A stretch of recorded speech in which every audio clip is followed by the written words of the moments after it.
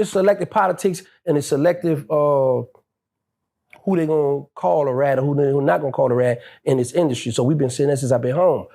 But at the end of the day, Big Meech named out of that stuff.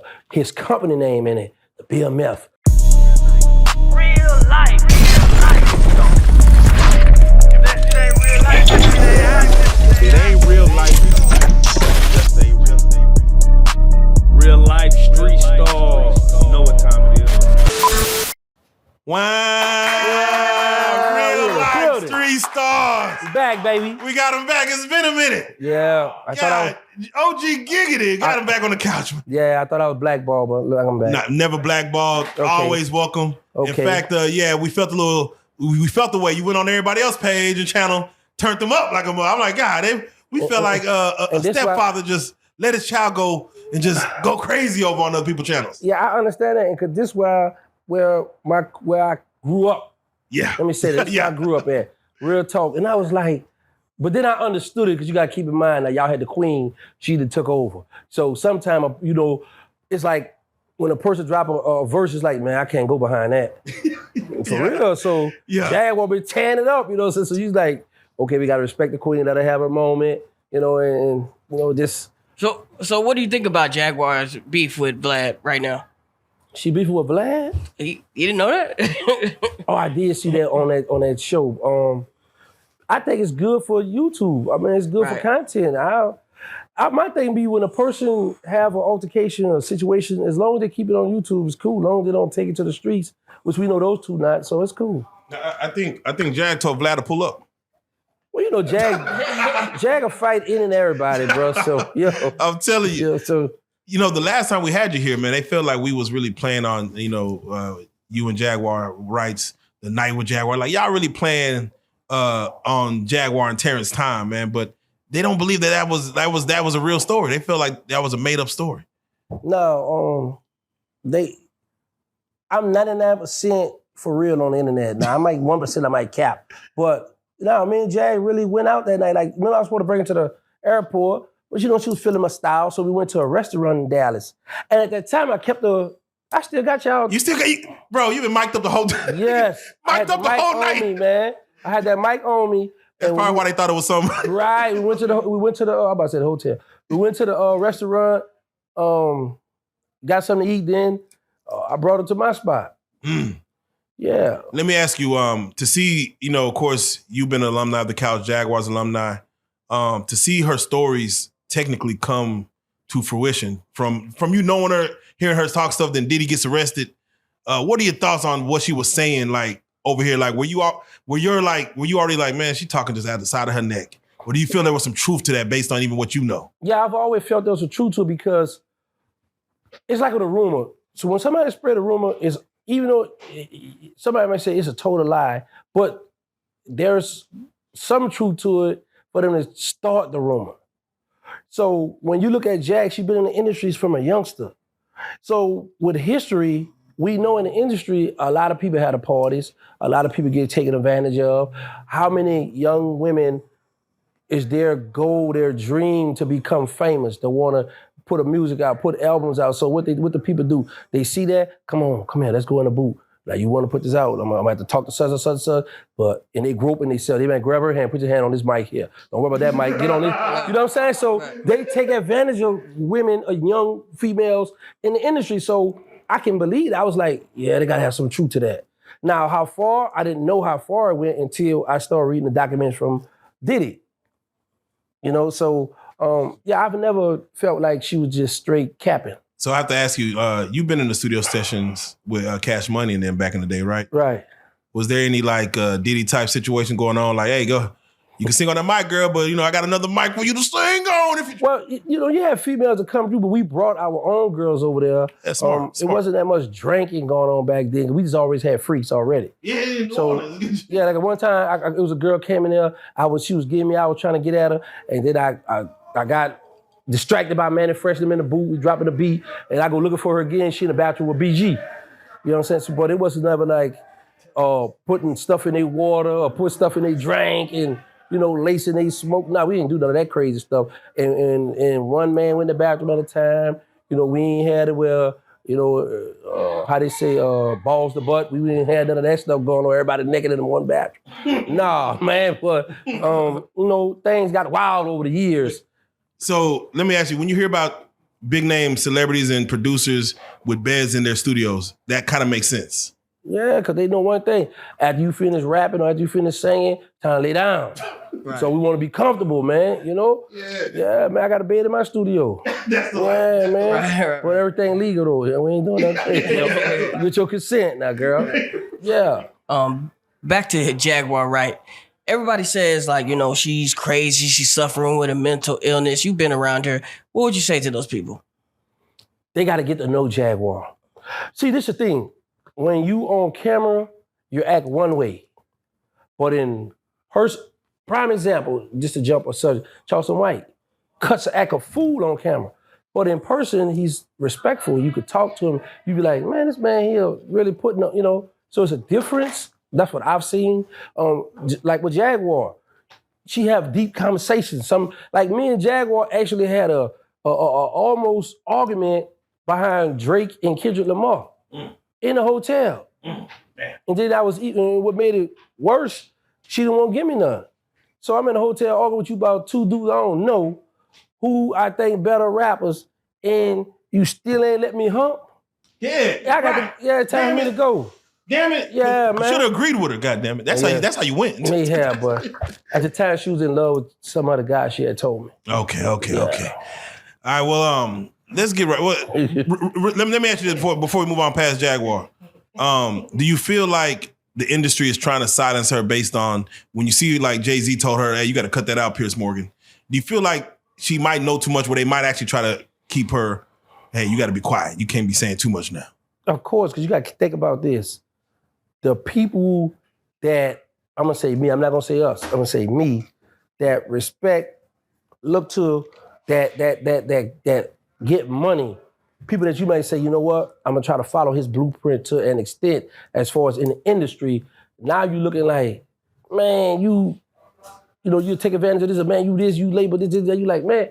So some of them looking at it like, now I might have been to the parties, I may have done this or that. However, all right, now, Jag, you done got so big to where your voice matters now. Yeah. So what you saying can hurt me. Yeah. Now, let me get the big dogs in, go ahead and set that down. Yeah, that's what happens, man. When your voice get too big, we gotta, Yeah, man.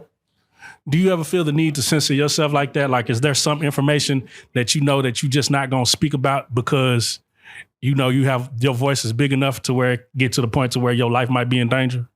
Well, I'm dangerous anyway, but yeah, there's a lot of stuff that I have held back that I'm gonna hold back, especially I see how social media is. But every time we step out the door, our life is in danger. But speaking on me, yeah, there's certain stuff that I would never speak on, I can't speak on. And yeah, I agree with that 100%. You talking about like bodies or something? Yeah, different bodies, different situations. Do you believe Jay-Z has hitters? No.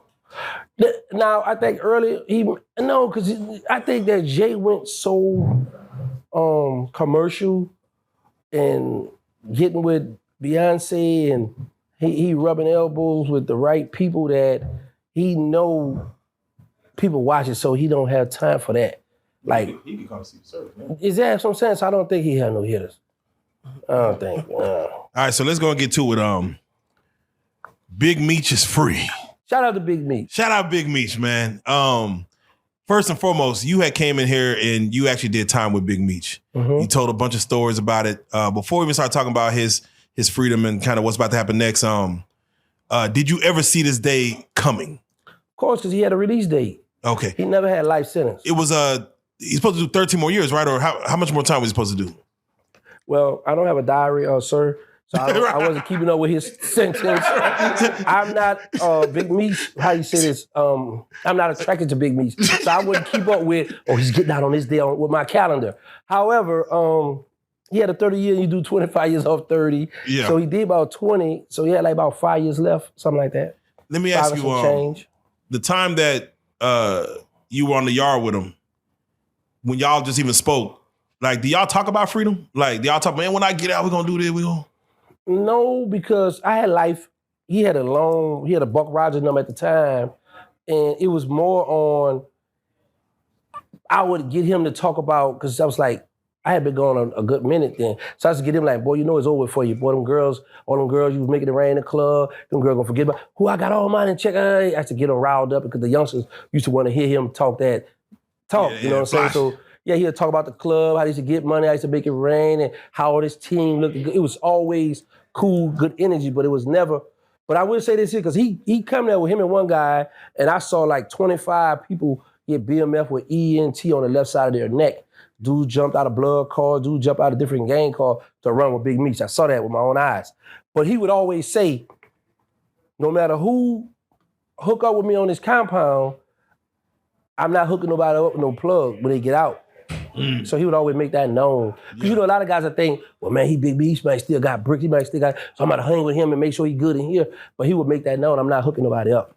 Now, you said you got into a fight with Big Meech? No, man, there's a rumor that little dude from Atlanta, he started that rumor that Big Meech had beat. Then he got a picture where he cropped my face, and I didn't know about social media, right? So, yeah, the man had, I called home, my mama said, you all right? I was like, yeah. She said, they said you went to the hospital. I said, all right.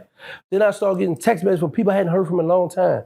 Then when I called Slim was like, you all right, bro? I said, yeah, what's up? He said, man, they said you went to the hospital. I was like, so I called one of my homeboys. I said, what's going on? He said, man, they got a dude put a thing up saying Big Meech beat you up. Said you told on Big Meech, and they had a picture of your face, bro. I said, well, he said they got 1,000 thumbs up that he beat you up and 900 thumbs down. I said, oh, he winning. So then it was at 300,000 views back then, you know? So one of my homeboys realized that it was the clickbait. I didn't know nothing about all that stuff because, you know, I was in the Fed. So I found out who the little chump was, and he had started that rumor, which was good for me. So when I come home, that's how I was able to get interviewed. Because, you know, Big Meech, it's a big name, BMF. You know what I'm saying? So, but we never had a fight. Respectful, cool guy.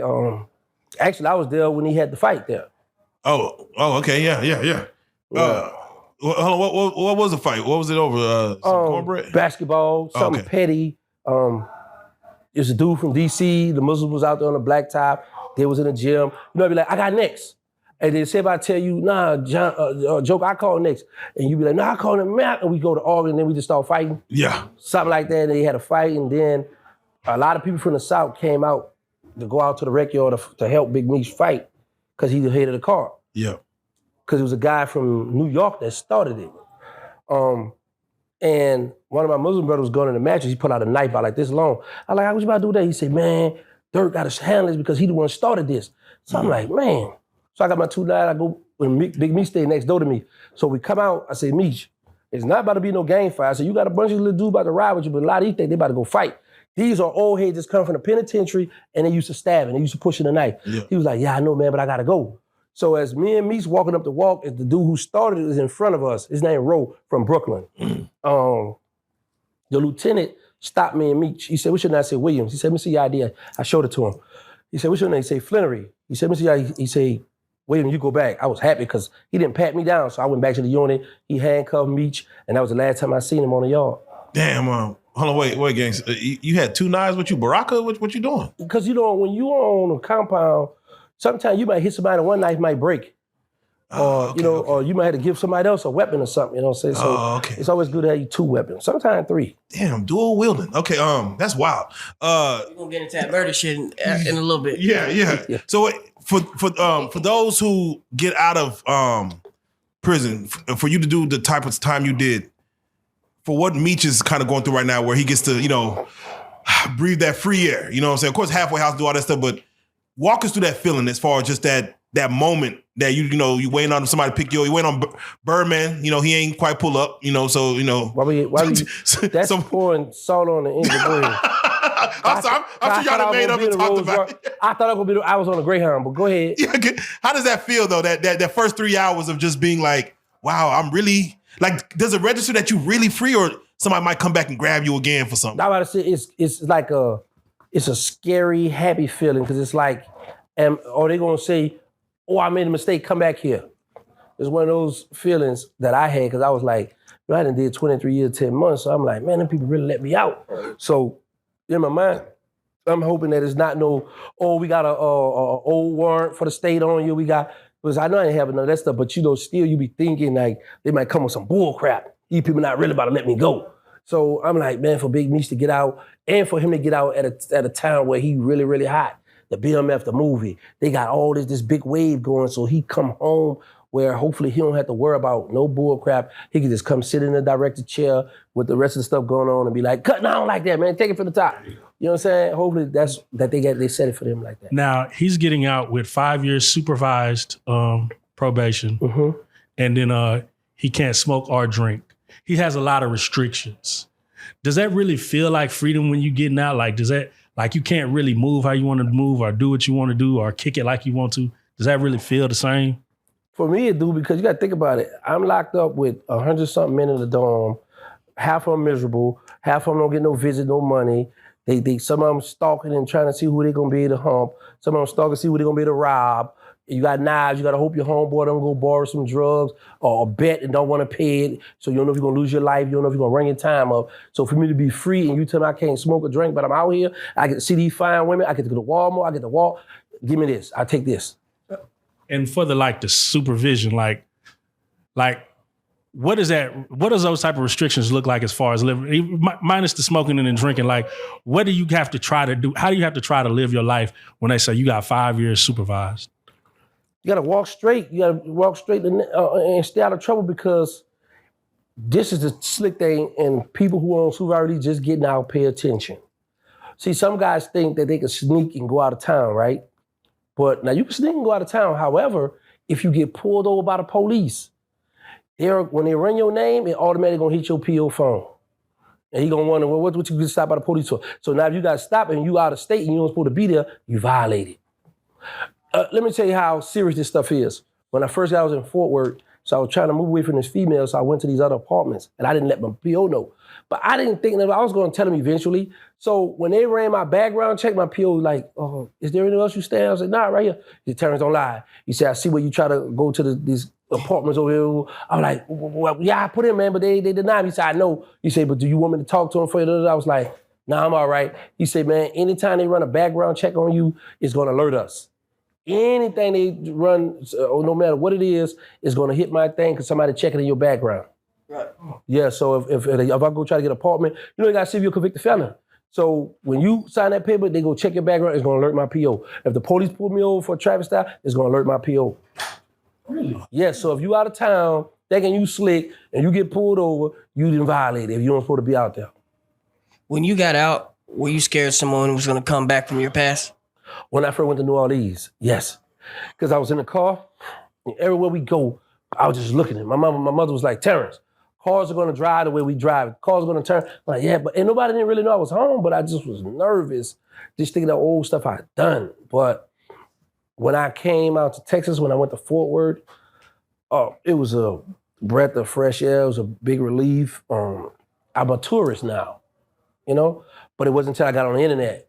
Then I created another monster. So it's like, you was under the radar, you got on this internet, and I'm not thinking nothing of it. Then as I start going, people start recognizing. I'm like, whoa. Is there anything that you could do on the internet that'll violate you? Yeah, if you got a gun on you and you don't super early, or if you standing with one of your homies with a gun, you don't supposed to be around no weapons. What about if you getting into it with or having an altercation with somebody online? Well, that's different. We're gonna have word, but now we get into a physical. Now, if the state authorities come in and lock us up again, you in violation. Now you got to go see the people because you done got arrested.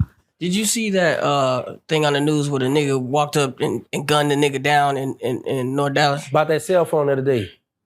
There was a Draco in his hand, huh? He said, give the phone back. And he hit him twice in the head, one in the neck. Yeah, somebody said that to me. I was like, what the world? Yeah. Have you ever done that? Man. What do you have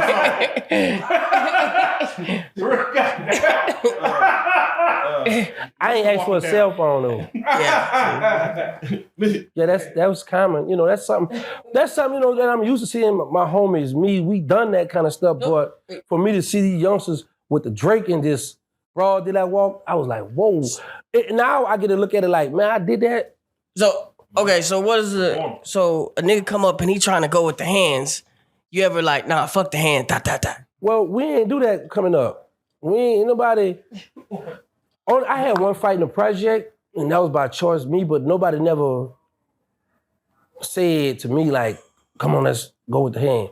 Nah, somebody did want to fight me out the tent wall in a club, but my big homie Stones in there, he stopped that quick. Get your hands off him. When they saw him, the dude didn't want no fight.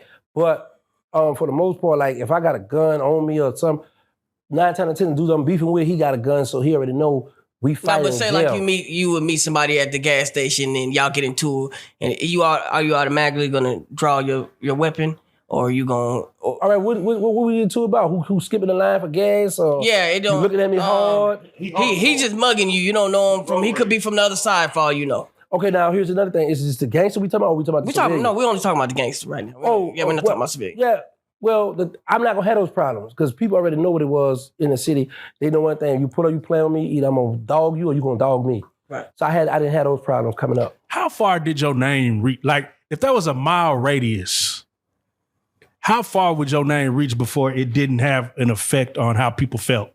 Like if their life was in danger? In the city of New Orleans, I was all over the city. Okay. But this is why. So, like I was like, if we made it to Shreveport, like if I'm in Shreveport and somebody say gangster, does it hold the same weight? No. Okay. Nah, I be capping. I ain't much in Baton Rouge. That's an hour from us. Yeah, about to say Baton Rouge seems like they. Now they know me from Boosie. Yeah, about to say, but Boosie heard your name ring bells to Boosie. That's a fact. Yeah, at the time. But not Shreveport. That's a far. Now it does, but back then, because you got to understand, in the city of New Orleans, there's gangsters all over. Right. So then when you go an hour from us, Baton Rouge, there's gangsters there. Mm-hmm. Shreveport, they got gangsters. Like we got the y'all didn't get the Bam Bam, the 411 Giant? Nah, the 411 Giant. Oh yeah, we gonna get him. Yeah, we gonna get him. In the penitentiary, man. Yeah, we gonna get him. Stuff. Yeah, nah, Bam is out. So you got gangsters in Shreveport, so they ain't thinking about me, in New Orleans. Nah. Somebody say that they capping, but now you got to do that to travel and go do hits other places, but I wasn't one of them. Well, when you ran into another killer, could you tell that he was a killer? No, because back then we all were young and goofy, and then some people had a little fake mean mug, but the problem was, so them people was on heroin, so I didn't know if you was a killer or you just was a drug addict, a junkie. I ain't know, but I knew one thing, I didn't underestimate nobody. Right. But then I did sometimes, because I didn't believe, because every time I got shot was in the Magnolia, and I thought people were scared to come in my project to shoot me. And that's why I got hit in the Noya. Let me ask you, and this is, respectfully, do you think, ain't nothing respectfully with you, brother. Do you think Big Meech, told on somebody to get out, snitched, did anything extra? No. Let me tell you why. Big Meech's paperwork is public records. There is no proof that Big Meech said, hey, bust him, bust him, bust him. Now, the situation with the lady Tammy, the female that he cool with or whatever, mess with whatever, I was having an argument with somebody about this last night. Now, if we go by prison rules and standards, Big Meech didn't sit down with the agents and say, hey, my bro gonna go ahead and settle boy up for me, so make sure y'all give me the credit. So we couldn't make a move on him because his name not in the paperwork for authorizing this. Mm. Now, what she did, what would happen, the killers, the homies would be like, well, listen, bro, she your people, she did that with your name on it, so you gotta have her hit. You gotta either have her killed or you gotta bring a move to her because she implicated your name or the people got your name, your BMF, whatever, in this situation. You gotta handle this. So I was telling him, I said, bro, this is one of them situations where he had a ride or die. She jumped on him like, I'm gonna get him out here by any means.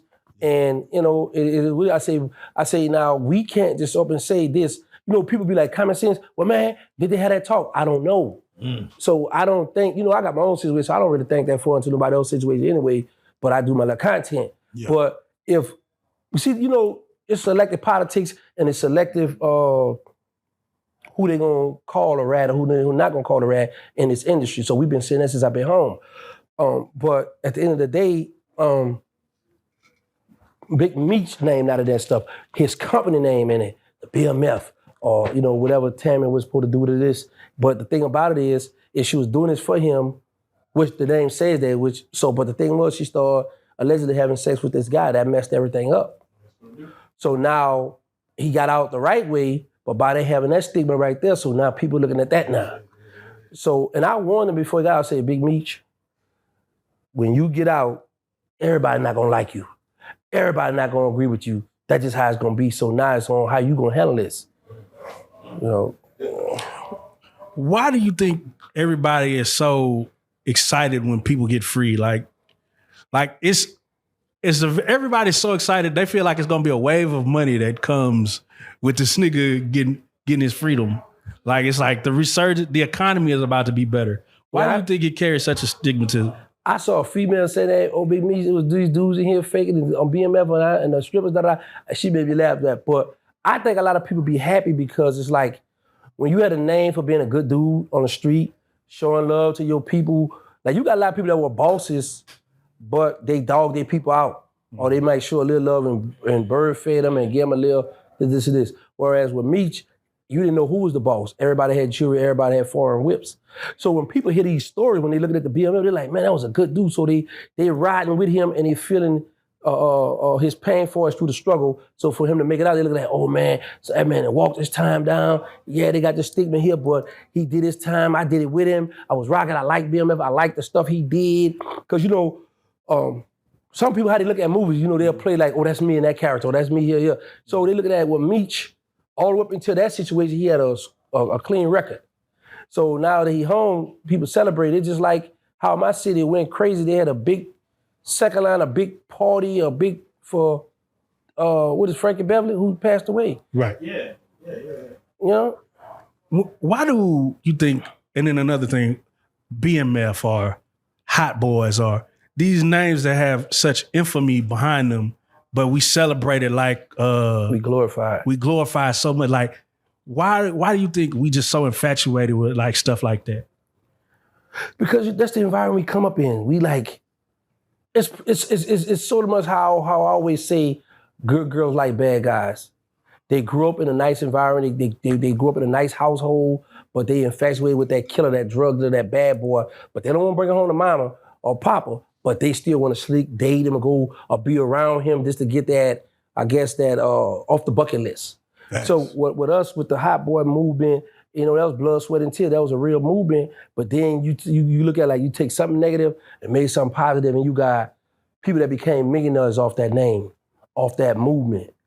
That's facts. So let me ask you, if the new season of BMF comes out and all of a sudden Lil Meech ain't there, but Big Meech is playing himself, would you all of a sudden, would you be surprised if 50 made that move? Like just going? No, because people want to see Meech. People want to really see Meech, and here's the thing. Now that he's older, because you can't stay a baby for long, you got to go to man, you used to ask some crazy questions. Yeah, you got to fast forward a little bit. Yeah, so we want to see the grown-up Meech. Watch out, I'm here now. Yeah, you're right. And I think it'll be a good thing for Meech because I know the Meech I know from prison. I don't know the Meech for being out here. I don't know how Meech going to be able to handle this social media stuff, right? So if you know your stomach not strong, if you know it's going to affect you to a point where you was loved at one time, but then you got certain people shunning you for your name or for this stigma on your name, then you get into the movies. Now you rubbing elbows with the right people. You ain't caring about what they saying because now I'm over here. I denounced that. Y'all keep me out that cuckoo. I'm over here now. And I'm doing my thing. Should 50, no matter what, be throwing Big Meech a check? Just now that he's free, here's some money, because he's literally, I know there's legalities in it, but he's literally making a show right now about the lifestyle of Big Meech. Of course. Okay. Of course he should be showing love. Roll the red carpet out for him. Because like you say, he made a pretty penny off of BMF. Now, I don't know what the deal was or what Meech have or whatever. I would love to question Meech about that. What was that? You got to pay? Because I talked to him when he first got the book put up, and the lady come seeing him. He said, man, he had to come. I said, what's up? He said, man, the lady, she told me the book about to come out, and I want to ask him a question about that book. So just like me and him talk about that book, I want to talk about this movie now, what's going on, So I don't know if he would let me in his business, because jail is one thing, but now you free, man, watch out. You know what I'm saying? But if I had the chance, I'm going to ask him. Well, when you first got out, what made you go to Vlad and do an interview? My arch enemy, she reached out to a few people, and Vlad was the first one that bit. There's what y'all? There's a lot of people that have a lot of things to say about Vlad. You've met him in person, right? Mm-hmm. Would you consider him a culture vulture? Let me tell you, I had never heard that word till I got home, and then I was started, what the culture. I was like, I just look at it like, this is a man who got a platform where the blacks, we go and watch what other blacks talk about on his platform. And he have grown over the years. I can't say what he done on other people. I was treated nice. Right. I jumped out because the person said, well, he be giving Boosie this amount. So I went for Boosie number. He said, all right, now hold up. Now we're going to, I was like, all right, cool. So, you know what I'm saying? So, you know, he sent me that form that you signed, blah, blah, blah. We did the deal. So I just be thinking that when people use that word, they only use it because he's successful white man. But think about this. If that's the case, there's a lot of white people, is Jerry Jones a culture vulture? When you get them black running backs and black wide receivers and all that? What do you think? No, I don't look at that stuff. I just look at it like, if you got some money for me, and let me get that money, we're gonna do the deal and keep it moving. Is white America culture vulture? Well, go ahead. No, I was gonna say, why do you think we are so interested? You just say, Joker, what's going on? I'm just listening. Why do you think we as a people are so interested in having more dealings with the white man versus like we have like a big three and Ice Cube on that, but we ain't but we rather go, like you say, to Jerry Jones Stadium, sit in his shit instead of making sure Ice Cube got that money to be able to give those looks or give players that big amount of money or that big check. Because it's already embedded in our mind psychologically that the white man stuff is more safer. His money is clean. The black man, we hate on the black man. Think about this. I'm gonna go to Puffy. Before all the allegations, when P. Diddy was having concerts, white parties, everybody loved Diddy. Take that. R. Kelly, I Believe I Can Fly. Or go to Keep It On the Down, all these songs. We loved R. Kelly, right? So now when our black moguls, the people we look up to, the people we love, people who we are fans of, when they get exposed by whoever, now they put it on social media, now we attack them. Mm. So it's like, it's the blacks attacking the blacks. So on one hand, we say, oh, he been a culture vulture, but no, he just throwing it out there and he trying to say, you're gonna take it. Because if we all sit up and say, okay, our brother did this, well, let's get him by here and let's go ahead on and get on him, scold him to the side versus out in the public, then it'd be a difference. So what should we have done with P. Diddy, you think? Nothing. I'm gonna get out of the way because this is going too far. Yeah. So I'm just using I'm just saying, with that's a crime. Because, right, that's what I'm saying. Because they're alleging stuff that was in the baby oil and young, you know, until I see everything, I can be like, all right, cool. Because if this really was drugs, you had to do that to drugs. You did it, bro. You got people that'll give you sex. When I be in Walmart, I have people want me to hump them in the aisle. So I know about Diddy. This is Diddy. So there's plenty of girls want to give him cats. So I'm like, you got to drug the people for the cat?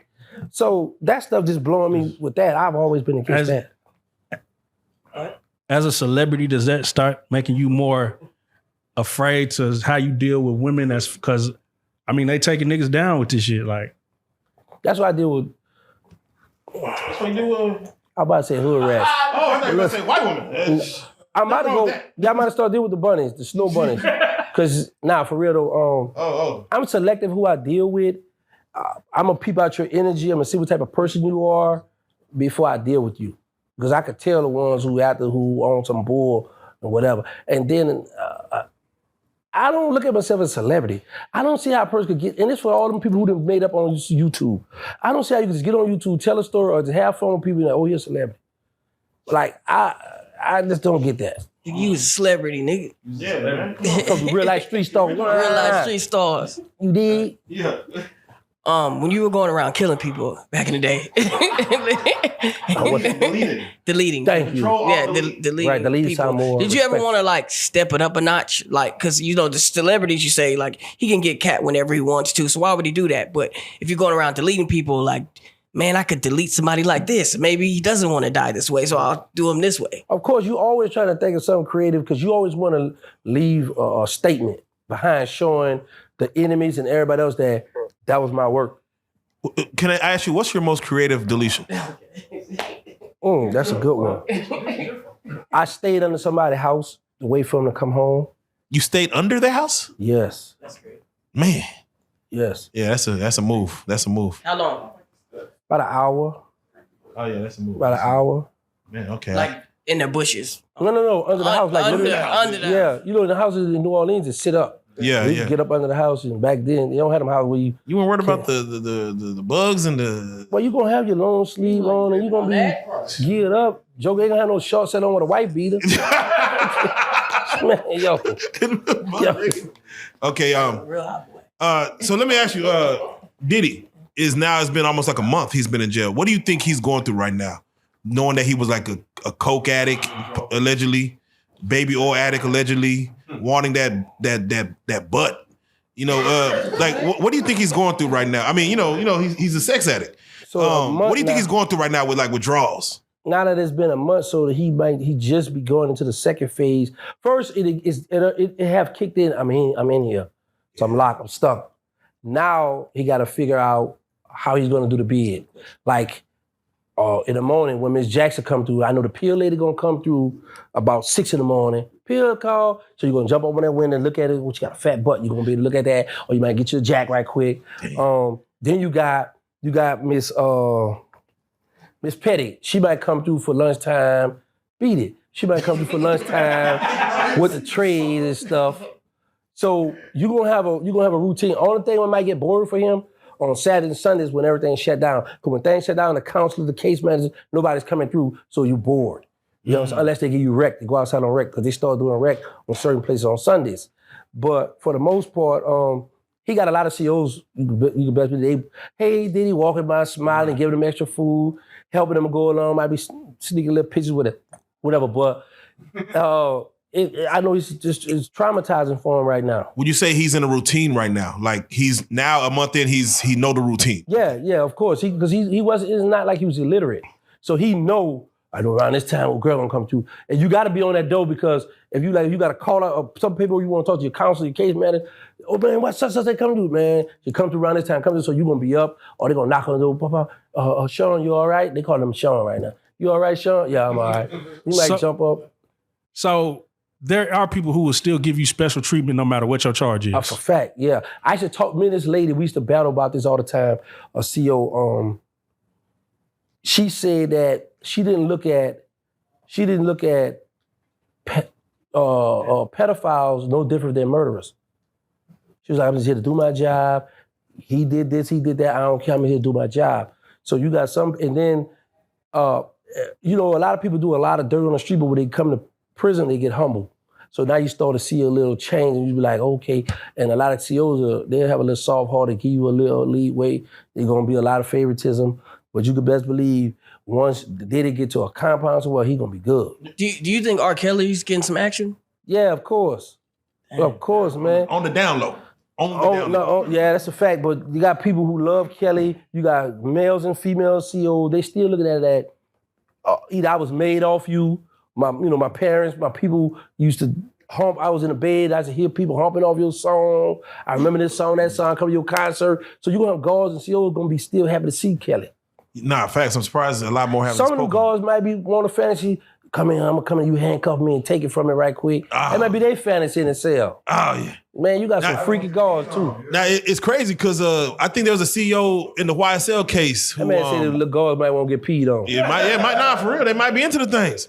So, because I ain't gonna lie, even Charleston White, he had went to jail for 5 days and he's like, I couldn't wait to get out. Can you explain to the people that's never been incarcerated, what's the difference between jail and prison? Jail, you in that cell all day. They bring them little nasty meals that you got to take, or you just gonna starve.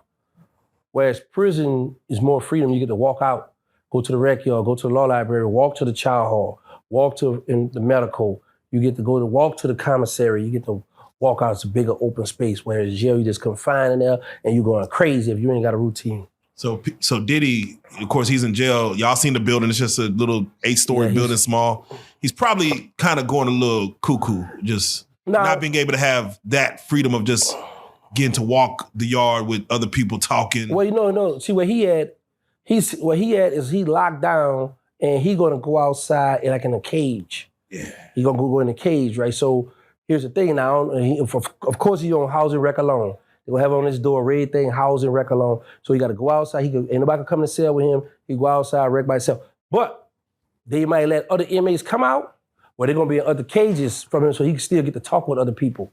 You know what I'm saying? They still might let him, but he just gotta be wrecked alone in his cage. But there's other cages next to him where guys might come out and chop it up with him and talk, and cuss and play, whatever. Is it ever cool to dance in jail? Like if P. Diddy wanted to You dance? got guys that be doing talent show, be dancing. It depends on, now they get the twerking, that's different. But like regular dancing, the tell they might laugh, but if you see somebody twerking, like, what's going on here? But, but then it might, he might take that, might do a little something. How dangerous is a P. Diddy on the compound? Very dangerous because it's just like how Big Meech would hit the compound. You gotta understand, it's all inmates, convicts. So people not really worrying about your charge, what you're in for. They worrying about how can I come up? How can I get Diddy to buy me or pay for me a lawyer? Or how can I get Diddy to pay for my family to come visit me? Or how can I get Diddy to buy me something from commissary? Or how can I get Diddy to fund his football ticket or basketball ticket? How can I get in Diddy pockets? How can I extort Diddy? So it's very dangerous because then you got COs gonna be peeping him like, boy, that boy got money. I'm gonna go in on and bring him caught in a cigarette, bring him a cell phone for $10,000 or something. Yeah.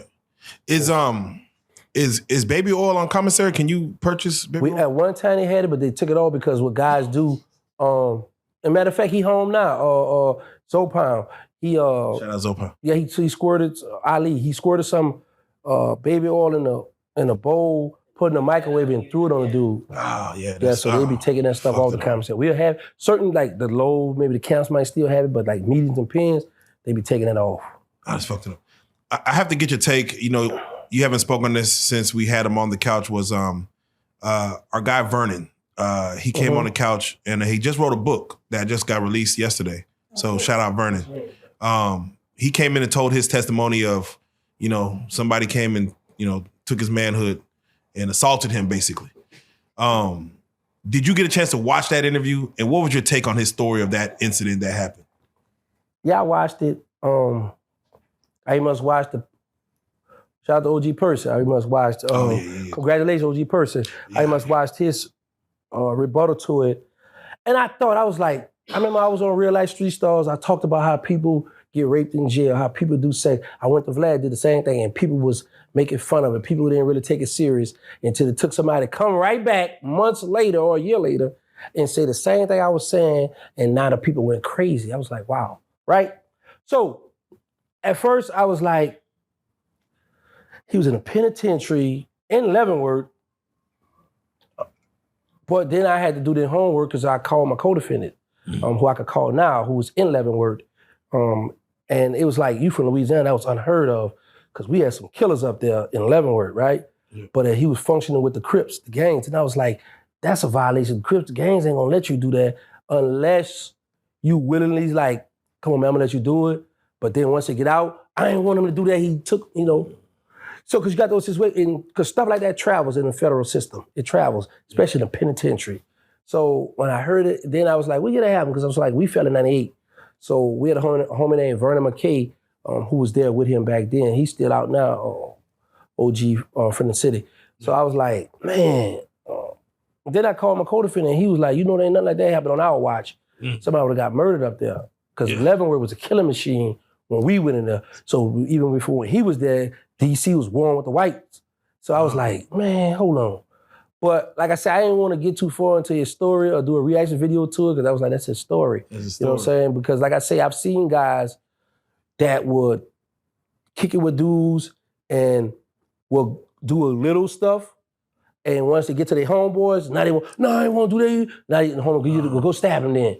They'll make you go do something to show that you didn't want to do that. So what you're saying is if a black man takes another black man, assaults another black man, that wasn't allowed from based on what your partner said, especially in the gang. Like, nah, that isn't happening. Nah, yeah, that wasn't happening. That wasn't happening. I'm gonna show y'all too. Go ahead. I don't know if you've ever known somebody who has had that happen to them, but does that make you look at them differently? Like, are their worth as a man or how you treat them and deal with them if you have any dealings with them at all? Yeah, because, I'm gonna answer that question. Hey, yo, I'm on live right now. I'm being interviewed. Reallyfe. We're on Reallyfe Streets. I got a question for you. You hear me? You was in Leavenworth Penitentiary, right? Huh? I said, you was in Leavenworth Penitentiary, right?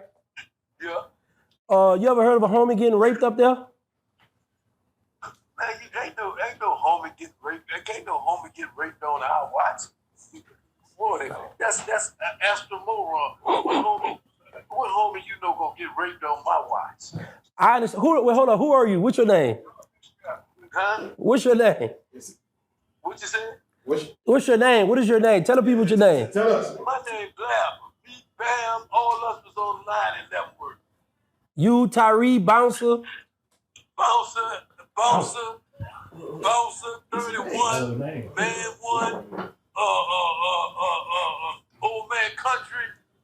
Ain't there a homie who got raped. Luke Wine, ain't there a homie from Louisiana got raped. But that might was before y'all time, right? Unless a nigga from Louisiana raped him, and we ain't on one like that.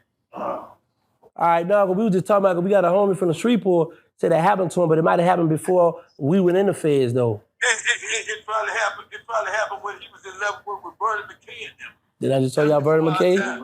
I just told y'all that. So when we was in the Fed, we had like a coalition where it was all young killers in there, and it's gonna travel pen to pen. All right, bro, I'm gonna hit you when I finish, bro. All right. That's Vlad. That's OG Vlad, my co-defendant. Yeah, shout out Vlad. Yeah, we got locked up together, got sentenced together, everything. And he was in Leavenworth Penitentiary. And he said it bouncer like 6'3", 6'4". He got caught. He born and raised in New Orleans. He got caught in D.C. So now he got a D.C. number. So you can imagine D.C. don't have a state, so all their inmates in the Fed. So he got D.C. ride with him, and he got the New Orleans car.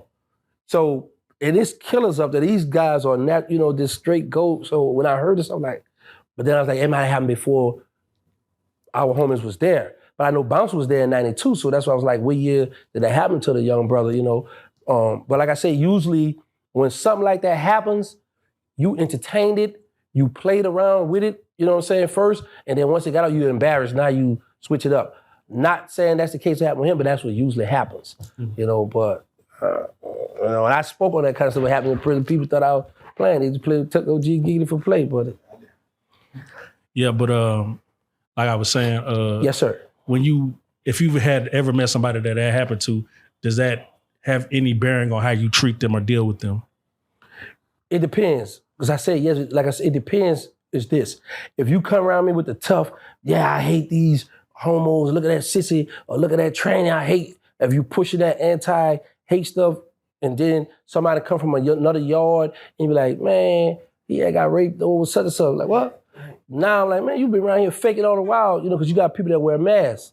So of course it's gonna affect that because I'm thinking you on one way, but all the while you really like the meat. You really trying to see where I'm at with it with you, So yeah, that would change.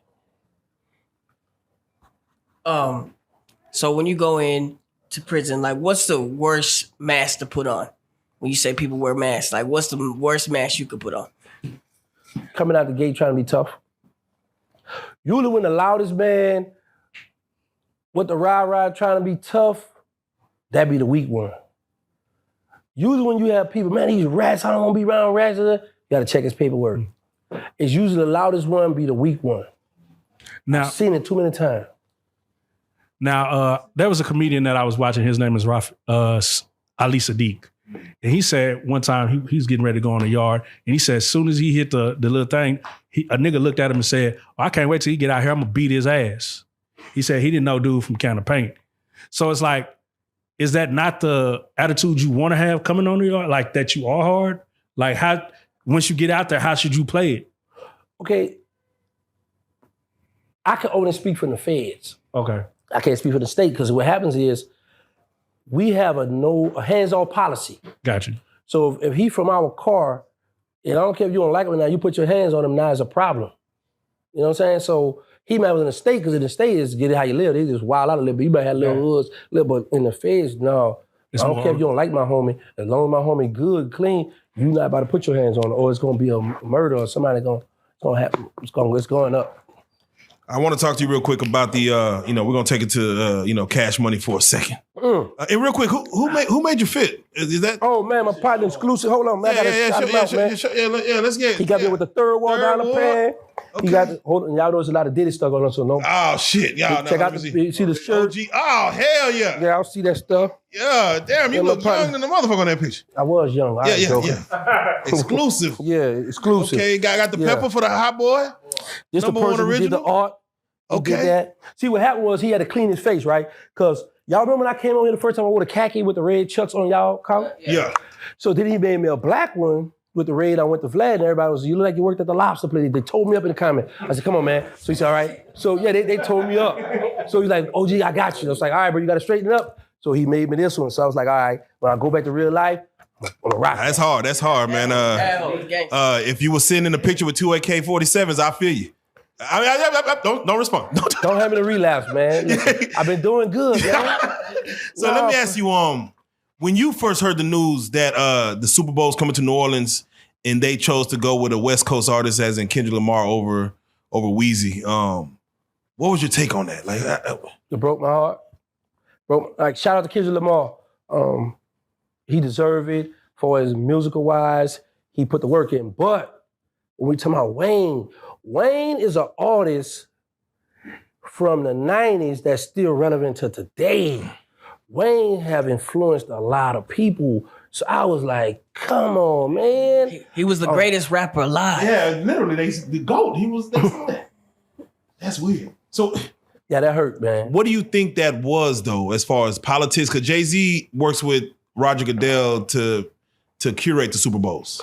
All right, now, let me first of all shout out to Jay-Z because Jay-Z did help Wayne with the taxes, right?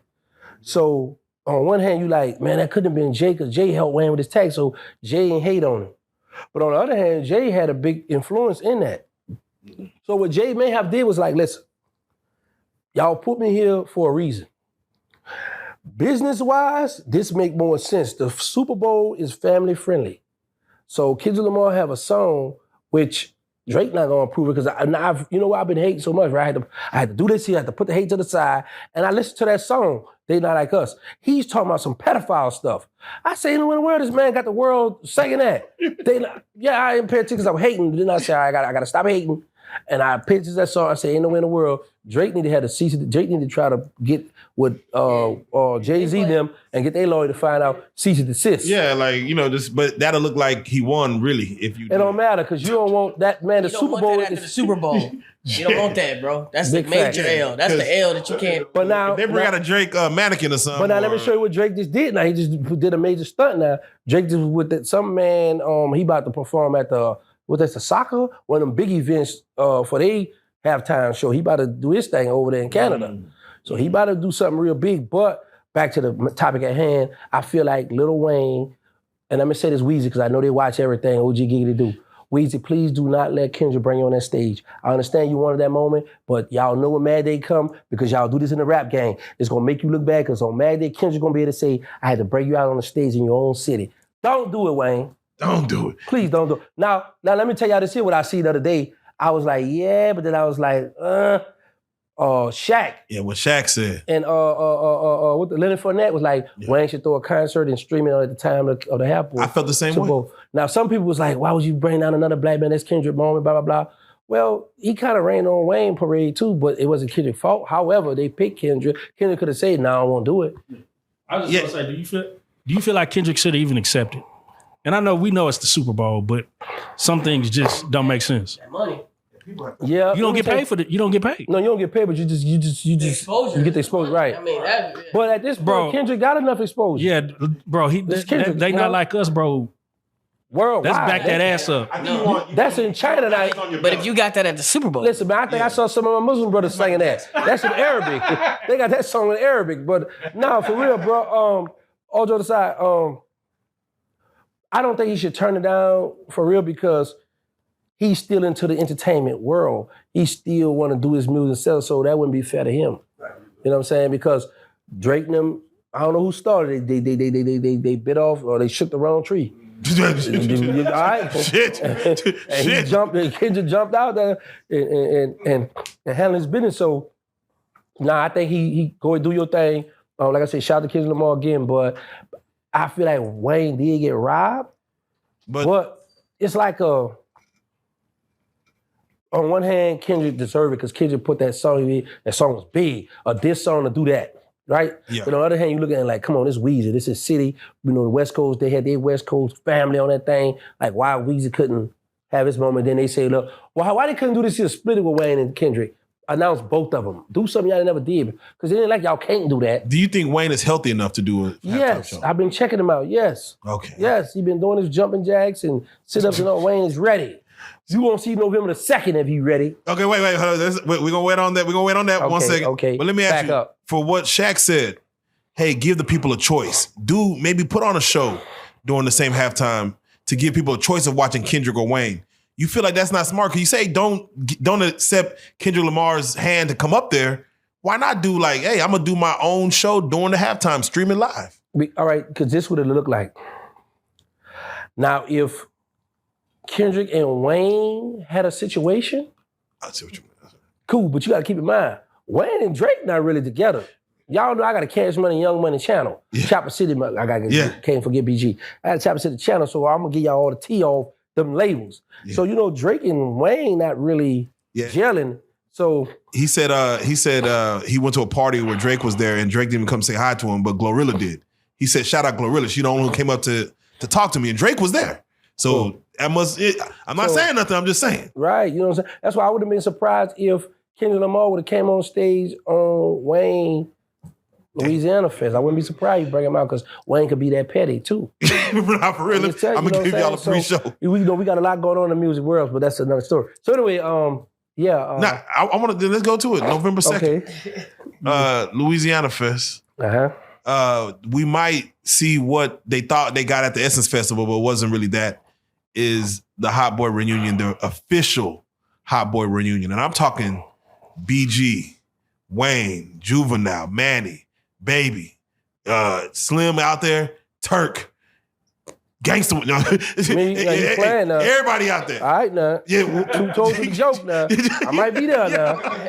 So tell us, what does that mean as far as for to see this thing come full circle 30 years later, almost 30 years later, but to see this come back where the Hot Boys will share the stage again and do their old hits from, back in the early 90s, just see them together on one stage, doing it in the city that they started from. Okay, let me start with this first. I understand I have a small channel. I've been telling you guys this for months now that they was going to come together. Now, that's history, bro, for real, because think about this. This is something that I was in my cell. Wow. I was in my podcast room, right? And I was looking at No Limit Cash Money, right? Now, think about this, y'all. Cash Money have everybody still alive and it's free. No Limit have people that's in jail and that's dead. I say, man, this is some history. This is beautiful for them to be able to come together, put this. But like I had told people, Wayne had set it up like that. He knew the Louisiana Fest was coming. He needed to sell tickets. So now, if they would have had that Cash Money reunion during the Essence time, then people that already saw y'all. This ain't no more fun. Now, people gonna come out just because it's in the city, y'all, but it's not gonna be special like it is now. Mm. So Wayne played that smart. But I peeped it, I exposed that, and nobody didn't want to look at my little channel. Yeah. Why do you think BG got down on Turk so bad? Because he heard him, he felt like, and I understand the art of war, anything go, but however, Jizzle felt that when Wack 100 was calling BG a rat, Turk didn't straight say yeah, but he was like, this your brother, so how we come up, first of all, my brother not here, I don't want to discuss that. He not here to defend his honor, I don't want to talk about that. Turk stayed on the phone lingering, so BG felt some type of way about that. Yeah, we had Miss T. Miss T. Oh, yeah, that's my baby there. Yeah. Swell it. Yeah. Man, I got a story about Miss T. Oh. Man, we want a damn show here. Miss T, she might be mad with me about it, but Miss T wanted me to hump her back in the day. Listen, Miss T was so crazy about me, right? She had bet one of her friends, my homie girl, Keisha, and she was like, girl, I bet you my check he gonna come. That's what scared me because she wanted me to do it too bad. And I was like, if I don't perform, she gonna rap and, put the people out. So she had made some hot sausages and macaroni and cheese. That what she had cooked for me. I said, nah, I didn't show up, but that didn't draw you in? I was scared because she wanted me to come too bad. And I felt that if I wouldn't have performed, she had a big influence around the city. Them girl was dissing back then. So I was like, nah, I ain't gonna do that. So, but we always been cool, come up together. I watch her from when she started out from rapping with her baby daddy, Dolomite. Yeah, I've been on Miss T. Yeah, she was saying that he was just, the way Turk did it was just so fake. Like, as far as how she handled that situation. Now, let me just say, you guys understand, you know Miss T messy too, right? Shout out to Miss T, because I know she know me brother, but, so I'm not gonna take nobody's side, because y'all know how, you know, me and Turk been having our little, you dig, but I done left Turk alone for a while.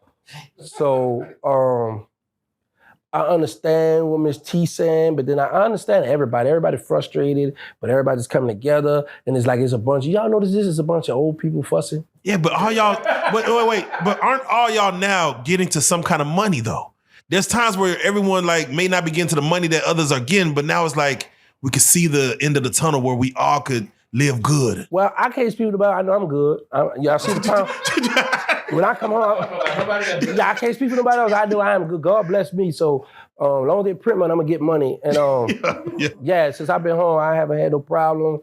I've been happy, well taken care of. I got my mother. I got to take care of my son in jail. I get to, you dig. So I know I'm getting me some money. So you think the reunion is gonna go off without a hitch? No weird 5 heartbeats moment? No. Okay. Now it might be this, you know, Baby Petty. You know, BG Petty. So it might be BG and Baby in the corner over here. They're gonna be over here. Turk and them will go over there fraternizing with Juve and them, but on stage they're gonna do their thing, but it ain't gonna be no buddy stuff, because, you know, people still feel a certain type of way, because it's like you went to the world and you let this dude who don't much know me slander me. That's right. So Jizzle a street dude, so he taking that to heart. Now I seen Manny Fresh, he went on a radio show, and doing the live, he had mentioned that, man, there is he gonna break the news here, man. The Hot Boy thing gonna go on tour. That's gonna be the first of many shows y'all gonna see. The world's gonna be able to see the Hot Boys together. Do you feel like that is something that the world needs? The Hot Boys tour, like back in 99, 2000? Yeah, because they can see how that music influenced the rappers today. And then you got a bunch of old heads, you can see, man, they still got it. They still able to rock the crowd, especially with Juvenile, do that, back that thing up. Then you got BG with the bling bling. And then you got people that still arguing who had the hottest verse on I Need a Hot Girl. Yeah. So, you know, you got stuff that's going to be really exciting. I wouldn't go to them concerts because this is the problem. A lot of young people that go to concerts now. So now you're going to have uncles and pops in there. You're going to have the sons and nephews and mama and grandma and dude grabbing your mama butt. But don't play with my mama. It's going to be too much. It's going to be too much chaos. So just somebody just get the footage, send it to me, and do a reaction video. I can only imagine when Back That A Up come on. Man, what I'm saying, man, they're going to be cutting up in there. But, oh, yeah. But yeah, I want to see that. Now, I would say this here. Word is, some people in the Cash Money group didn't really like when Fresh announced that fast. Yeah. They didn't like that. They felt like it seemed just out of, like, not planned. Yeah, like boom, like, hey, yeah, like whoa, why? So yeah, you know, I got somebody in every camp that give me the low. So there some people wasn't really feeling that he had announced it that fast. So after looking at Ralo's paperwork, did he stitch or not? Because I'm still confused. Yeah, no. Fam Goon. But you know I can't really read, so Fam Goon. No, my bro straight. Okay. You know what? Let me just say this here, bro. It go back to that selective politics, the favoritism, and he's showing you like, listen, yes, I try to offer somebody to do this, but the dude say no. So that's gonna be in the paperwork. I seen it where he tried to offer $250,000. I'm like, man, I was like, about to took that, but I was like, no, this man, I don't want to give my freedom up, you know, a correction officer. So it's there. I see it with my own eyes. So it goes back to people like, well, man, you still tried that. So if they can't get him on, because you ain't got nobody that's saying, I'm doing time behind Ralo. So if they could get him on something small and petty, they're going to try it. You know what I'm saying? But I like that he's still holding his head up and he's still making noise. And he got his head, like he got the internet in a frenzy right now. Now, did y'all talk about the faith? Yeah, that's First of all, I went there because I got booked to do an interview with somebody else. To do two actually. Bowling TV, they got a little small channel, y'all. So let me shout my boys out. Yeah, for sure. And Tippy Toe. So while I was out there, I said, "Let me go by the brothers and go pray." So I went because he just built what he did in his neighborhood. So I went to the imams to pray. And when we finished praying, he just jumped up. He said, I had Crypto Jeezy, Uncle Bang, all of them was sitting in the minds back there. So he was like, man, I got something I'm gonna do with y'all special. So I was like, what, you about to teach them Islam or something? That's what I'm thinking. I'm like, Right. all right, now, you know, these some Christians, some from the hood, they might not want to hear it, you know? So we got his book. So he said, he had me say, who your film man? I pointed at Crypto Jeezy. I still don't know what's going on. Did he say, this my daughter? He would say her name, the picture thing. And he was like, his paperwork. I immediately grabbed my iPad because I didn't want Crypto with all that vital information in his phone. Right. I needed some of that because I was like, I don't want to be fighting with him, man. You finished, you edited. Let me say that's why I was sideways too. Right. And I was shocked that he had did that because we didn't plan that. I just went there to hang out with them, pray, be right, and go, you know? So I was like, whoa, I did something, showed me some love. Hey, that was awesome. Is he, would you say he's serious about his faith? Yes. Okay. Man, like 1,000%. And like he said, I'm happy he covered this because I had been wanting to speak on it, but I was like, I can't really. Anybody that's a Muslim don't supposed to be rapping at all. Right. That's haram. It's a lot of stuff we don't supposed to be doing. So I was happy he had spoke out on that.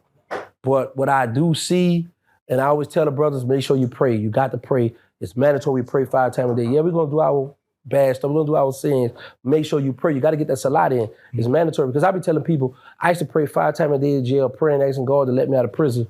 I don't want to be one of the Muslims get out here and forget about turn my back on God and just start running around because they got a bunch of these bad there's some fine little females out here, man. Oh, man. They have you put that kufi down and You gonna put the kufi down? yeah, man, and get there, that's what they'll do. But then the shaitan stay busy, so that's why I be staying focused. But sometimes, man, all right, but let me get back. Get right out. But yeah, he really serious about this religion. Now, like, why can't you rap? Y'all also can't wear gold either. Right, that's a fact. I was reading Diamonds too. Huh? Men don't supposed to wear men in Islam don't wear diamonds, gold or silk. That's for Right, women. because it's feminine. Yeah. And we don't supposed to rap because that's the devil music.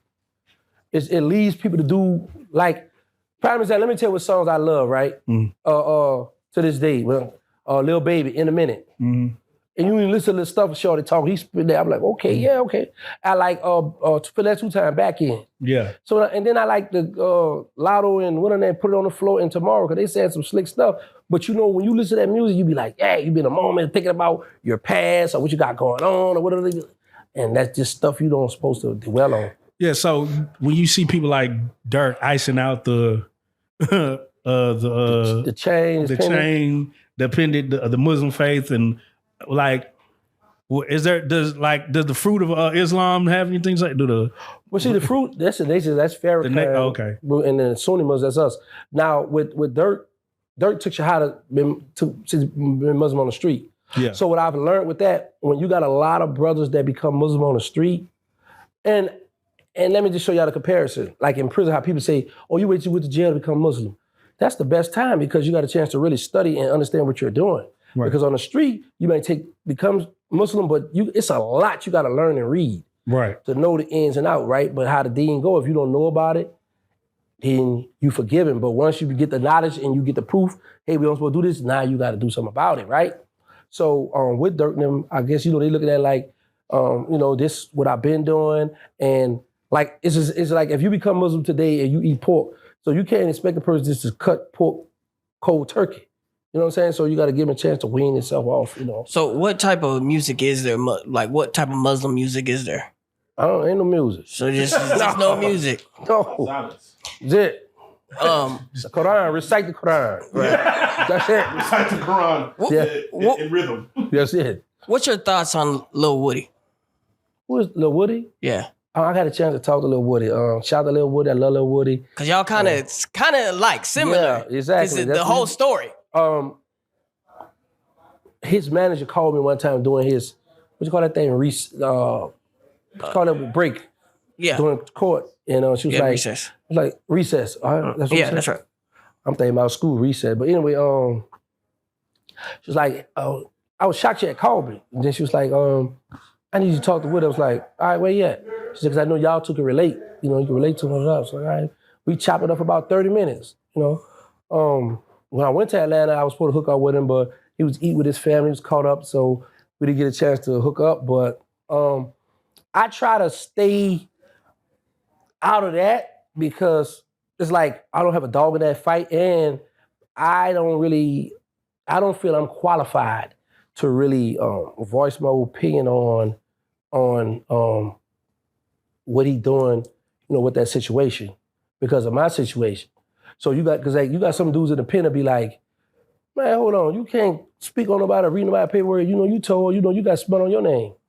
Yeah. See, like Blabber, my co-defendant, he love me, he ignorant, but he gonna speak the truth.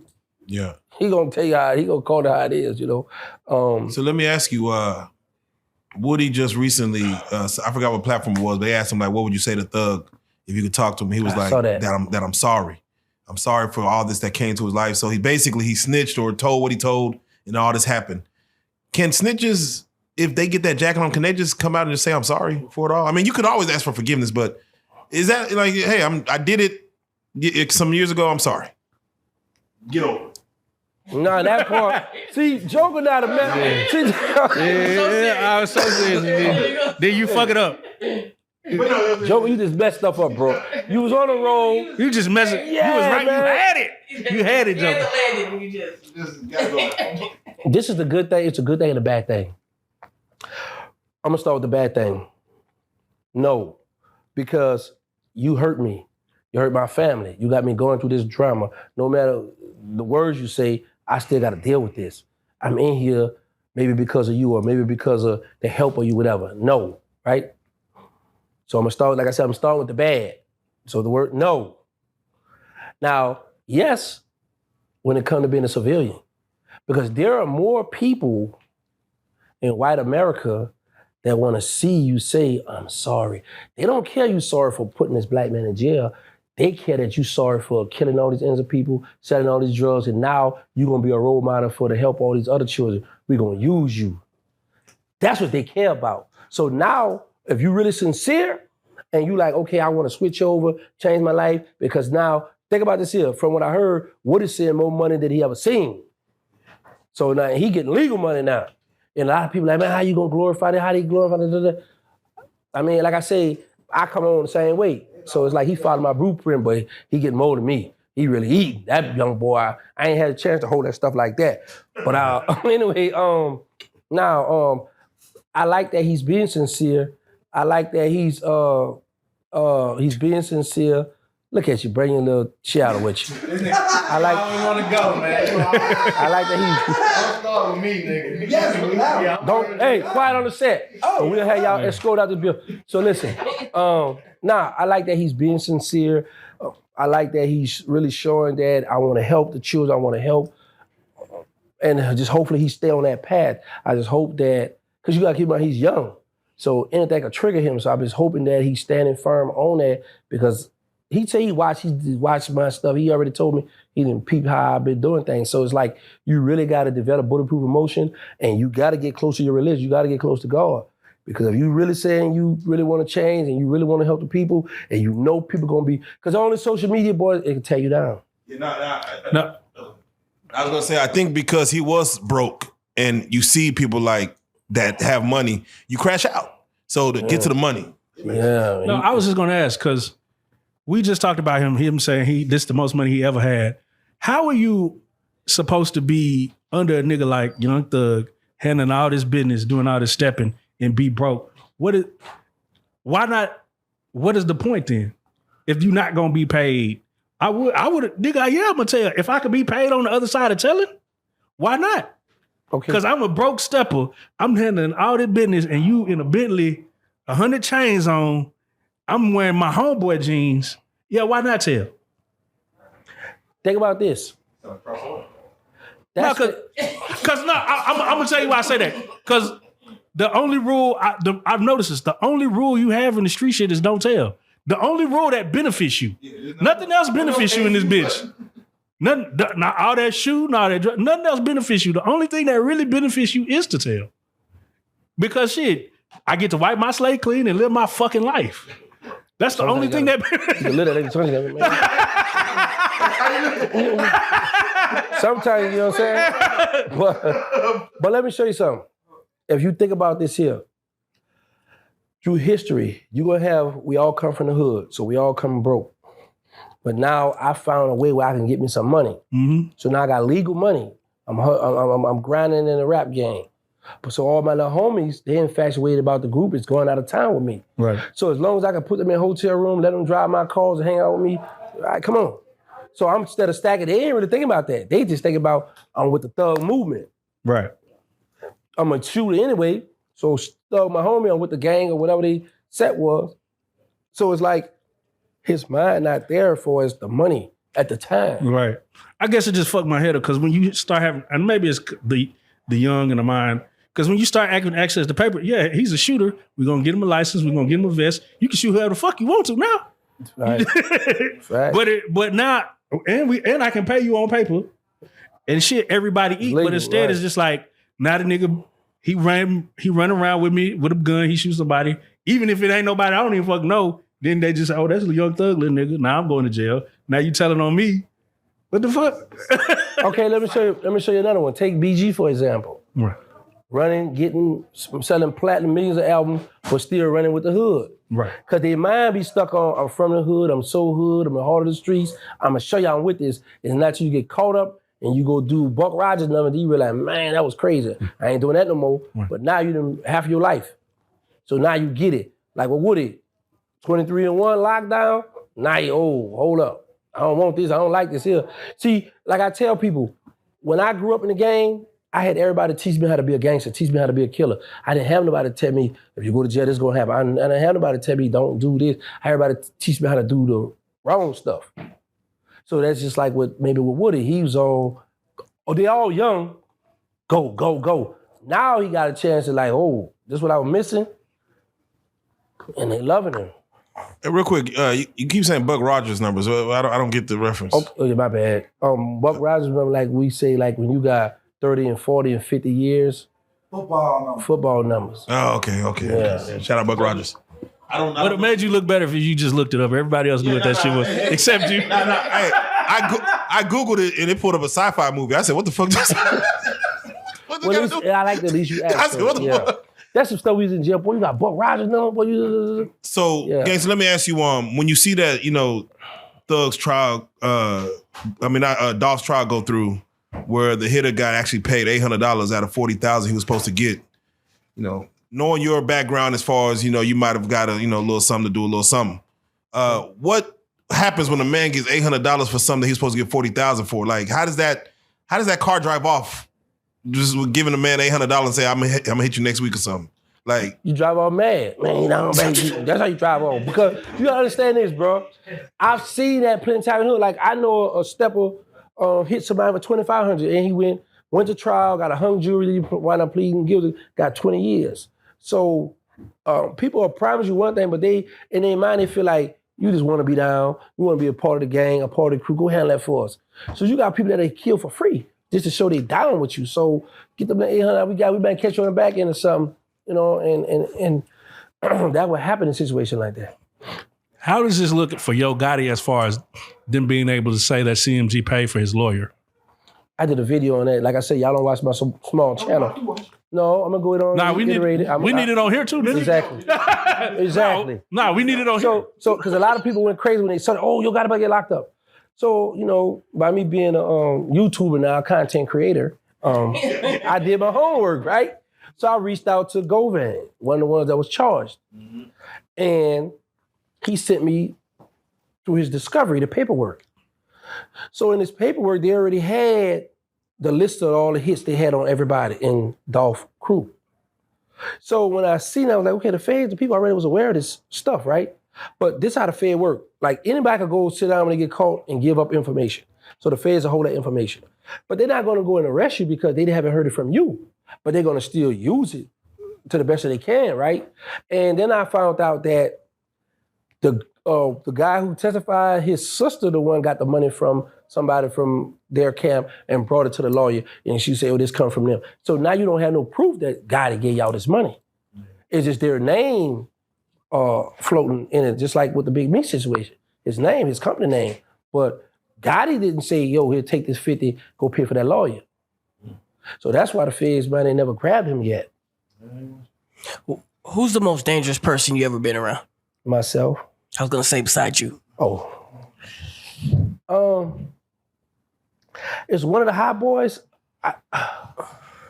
but I'm gonna say Lester Duplessis. Oh, he's deceased now. Lester Duplessis. Why was he? Yeah, why was he so? Because he was a hitman, right? He was a killer in jail. He was a hitman for a drug dealer. And when these people pull up to hit his boss, like he jumped in front of the gun, he got hit up for his boss, but he just was feared. Wow. And he loved the heroin too. When he get full of the heroin, man, you got to get out the way. Oh yeah, He got that gun and want to shoot up the whole house. Call me today. You know what I'm saying? But he was fierce. I would say Lester Duplessis. And I've been around a lot of killers, and I could have said Black and Mo. I could have said Eric Maurice. It's a lot of killers I've been around, but I'm gonna go with Lester Duplessis. That's a safe one for me. And did he die of natural causes? No, he was killed. Wow. Because the guy who told on his boss thought he was gonna wind up killing him, so he sent 2 people to kill him, and then he killed them. It's just a bunch of killing. Yeah.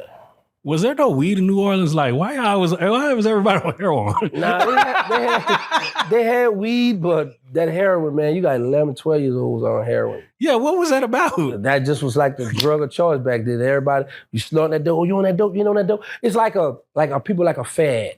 Like if somebody's snorting heroin, they see you ducked off, or you have sex with a broad and you take long to ejaculate, oh, you ain't hit me if you ain't on that dope, D. And so now people go to, let me try that dope, let me do that dope. And they think that's cool to do. So you have people really shooting the heroin, you know? And then that just was, in our city, heroin, crack and heroin. You had weed, because I started out selling weed, but the drug of choice was the heroin. What kind of mind state does heroin put you in? Not saying that you've ever done heroin, but... Nah, never, brother, but go ahead. But like if you was on a mission, did a nigga have to do heroin? Do you want to do heroin?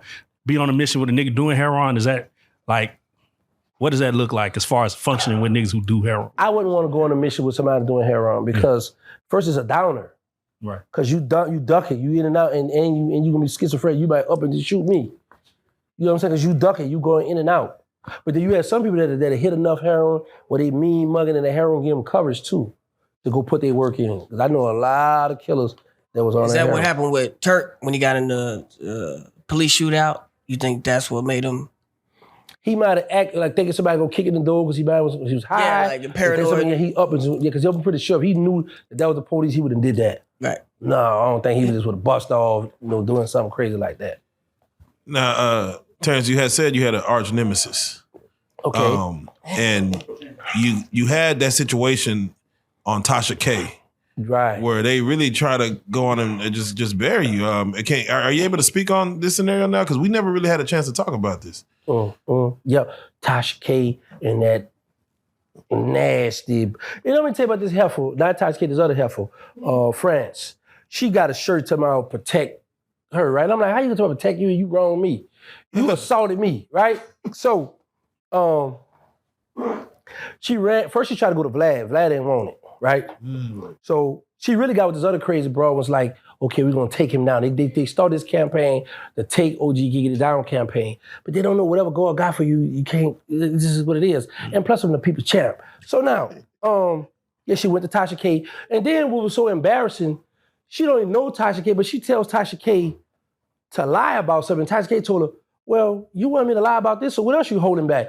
I was like, wow, you big dummy, you gonna tell a lady you don't know, well, just lie about that. And the lady put her out there. So I was like, you girl's stupid, right? Like, she can't really think. And, man, it's been a year, so I'm happy I can talk about it now, because I've been waiting, I've been wanting to just put it all out there, right? Yeah. So what happened, I had met her when I was in the Fed. So we kicked a little while, then I backed off. So when I come home, one of my Muslim brothers was like, man, you ought to see Francine. She got her body done. She look good. I wasn't thinking about it because I just come home. I was working there in Roanoke, out there at NFI or something, doing Colgate, at the Colgate warehouse, right? Happy, my first job in my life. I'm enjoying life. I don't think about that girl. 2 weeks later, I had did a video in front at the Hewlett Mall out there in Fort Worth, sitting out. And then she was like, tell him don't do no videos for free. Interview, I could get him paid. I was like, all right, cool. Well, let's do it. So she came down from Atlanta. We met up in Irving somewhere at the hotel. I humped her the first day. Then she made a phone call for me for Vlad. Yeah, she had to give me some, you know that. So she made a phone call to Vlad. No, I'm not. She made a phone call to the dude. It's a guy that in the middle with Vlad. So I forgot his name. So he put her and Vlad together. Then on a Sunday, she put me and Vlad on the phone. So that when she had told me, well, he be giving Boosie 13,000 then.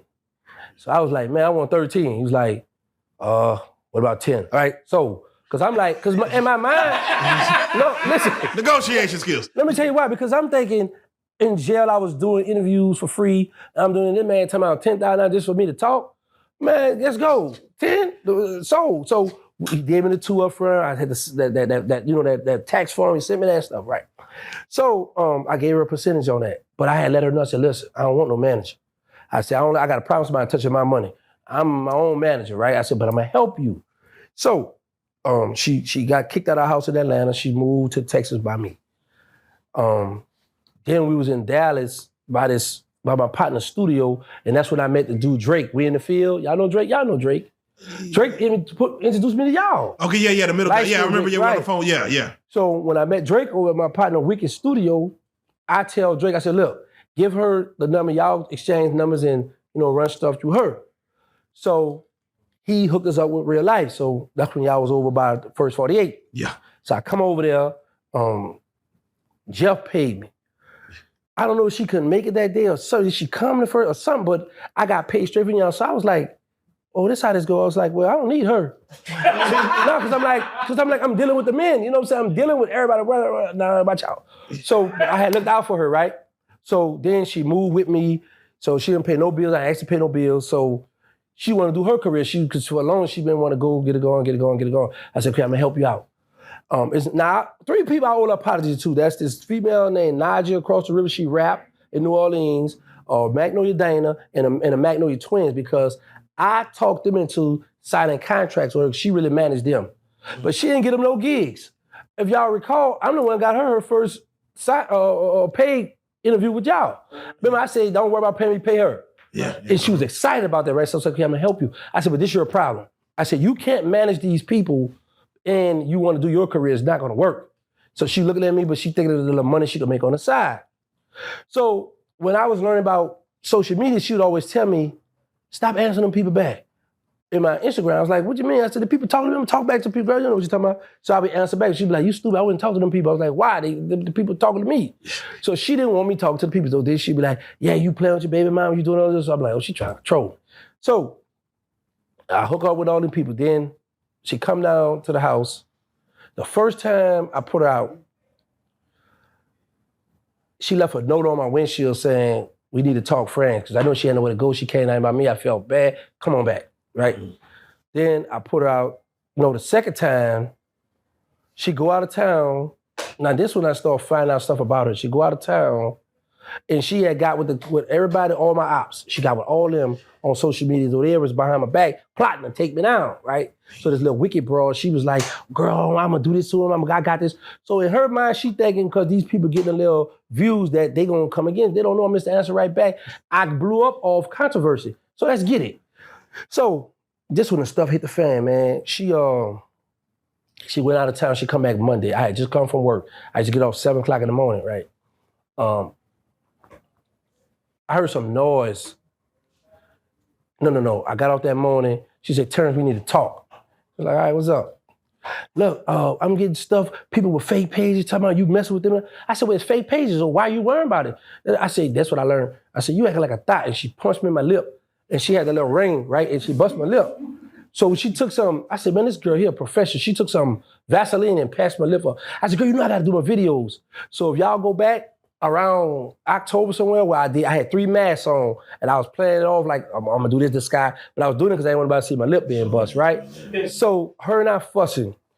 This is where we fell out. So I wanted to do the movie. So she called this dude named Mario, the entertainer from New Orleans. She put him on the phone for me. So we talking. He was telling me about he wanted to help produce the movie. He wanted to play Baby in the movie. So we chopping it up. Now, mind you, he hit me in my Instagram, and he was like, brother, I know you got a role for me. Let me help you produce, do the spot. So I don't notice his Instagram. So I was like, man, you know you got to audition. So he went to social media, gangster, I love you, you my brother, but I'm not about to audition for a movie called Them Boys That Walk. Everybody gonna die in the movie, right? So I tell her, I said, well, Mario dissing me. So I go make a diss back at him. So me and him going back and forth. So she go in his comments and put 2 crying laughing emojis. So I go into hers, I say, snake moves in silence. She said, Terrance, who you talking? I said, you. I said, let me explain something to you. I say, this dude making a mockery of something I'm trying to do with me and you. Try to help us out. Because I had signed a contract with her to get half of my documentary. Whatever it makes, just because she was rocking with me, I said, I'm gonna give you half. Right? So me and her fussing about that. Then my partner girl was like, she should never go worldwide and laugh. I was told, I said, listen, you my girl. If it's funny, laugh at me at home. Make fun of me, laugh, we can laugh and joke, whatever. Like, yeah, that was funny. But don't show him you rocking with him and you showing him, yeah, that's your girl, but she rocking with me. You know? So when we did the audition, I didn't let her go to New Orleans, so that really ticked her off. Now, that Friday, it was Monday, that Friday, I heard somebody in the kitchen. I go in the kitchen, she made breakfast. She said, I made you breakfast. I ate the breakfast. So then I say, we're gonna eat for lunch. No, dinner. I said, we're gonna eat for dinner. She said, I don't know. That was a red flag, right? Because she usually makes sure I got something to eat because I never had her pay no bills. I used to pay all the bills. So I go to work, right? I go to work. Bruh, I go to work. They're not working in my section. So I asked my supervisor, I could go? He said, yeah, I go home early. When I get home, no, I missed the part. She left. She said, I'm about to go to the beauty supply store. I was like, all right. I said, you gonna take the car? She said, no, my friend, I forgot what her friend name. Anyway, she said, my friend gonna come and get me. I was like, all right, so they left. So she was gone. She come in, I said, girl, that's a far beauty supply store. I said, she said, oh, I did Nene. She said, I did Nene help. I said, you been gone a long time, you ain't bring me nothing to eat? She was like, no. So she walked and she went lay in the bed. And let me tell you what she played. She was playing that Boosie about if somebody better love you or don't love you, or if he don't love you or love yourself. It's one of the rap songs Boosie got. And I found that strange too, because I'm like, she used to tell me all the information on Boosie. That's how I first knew Boosie daughter was gay. That's how I knew Boosie old lady was stealing the money, falling out the roof in the house. That's how I knew all this, because she used to give me all this information. So as she giving this information on Boosie, I said, you know, if we ever fall out, she gonna go to do the same thing on me. But I ain't thinking about that at the time, right? Because I'm showing her love, I'm helping her, getting her interviews, bringing her everywhere I'm going. We rock it together, right? But I just never signed a contract. I never let her be my manager.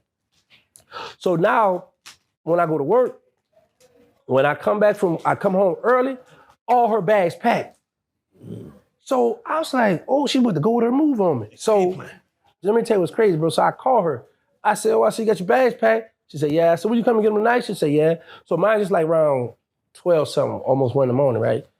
So I thought about it, I said, man, I ain't about to have her running down. I said, look, my door's locked. Come at 8 o'clock in the morning when it's more appropriate to get your stuff. She gets mad, call the police. So, but the police don't do that night. So I get all her stuff, I bring her around to this other house. Come get your stuff, I don't beat it, right? She get her stuff. Then she first told Angel, Woody manager, because she got on my DM. She said, oh, you going to jail? I'm like, what you talking about? Going to jail? Girl, hold on, I'm on probation. What you talking about jail? Right? She said, oh, you going to jail? I saw what you did that. Girl, I said, what you talking about? So she had this first story she started. He beat me so bad that I couldn't move for 3 days. So mind you, I got cameras around my house, but I didn't know that you got to pay for the footage. So I couldn't record, right? So I had prayed, and I was like, my neighbor. I go knock, it was the Asian, so you know, I was looking at social media, I'm thinking Asian people racist. So I go knock on their door. I say, hey, I said, this doorbell camera work? He said, yeah. I say, I have an African-American girlfriend with a big butt. I say, can you tell me if you seen her coming and going? So he was like, give me your number. So I was like, this man ain't gonna hit me. So I gave my number anyway, bro. Like in a few seconds, he hit me and said, this you? Send me a picture of me. He sent me a picture of her. I said, yes. Can you give me everything from the 18th to this day? He sent me all the footage of her coming and going, right? So now I'm like, man, God good. So I go inside. Then somebody screenshot, when I go to work, she would be in a strip club, making it rain and having a blast, right? This all the time, she was hurt and couldn't move. So then she went live from my podcast room one night with some dudes or whatever, right? So somebody screenshot that for me, so I get all this, right?